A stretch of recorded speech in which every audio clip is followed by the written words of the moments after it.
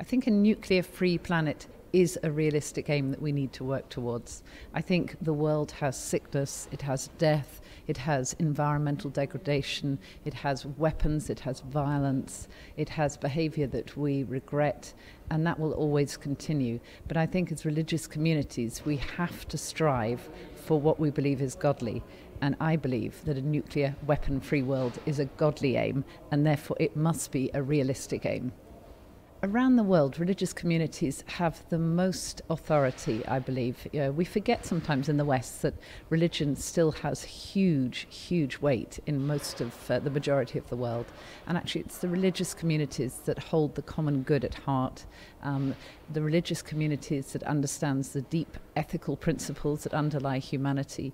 It's the religious communities that have fed our traditions and even our legal systems. So I think it's the religious communities that need to speak out more boldly and criticize violence in God's name, particularly, but in this particular situation, criticize the use of nuclear weapons, which always cause chaos and hurt and suffering and death, and remind the world that we have an obligation to look after our neighbor. That's what God calls all his religious people to, is love of neighbor, or at least the golden rule to treat others as you would like to be treated yourself.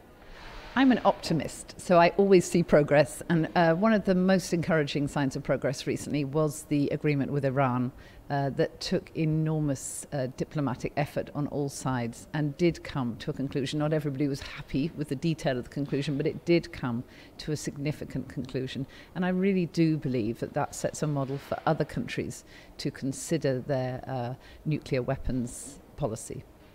As an optimist, I also see a greater voice coming out of the next generation in terms of religious and ethical principles. I see our younger people looking at the generation before them, my generation, and seeing an individualist, a materialist, a selfish approach to life that they don't like. And so among the young people, I think there is a great desire to work towards the common good, more of a desire than we've seen in the past 50 years. So I hope and pray that our young people of faith, will be the ones who are able to make changes that we haven't been able to make.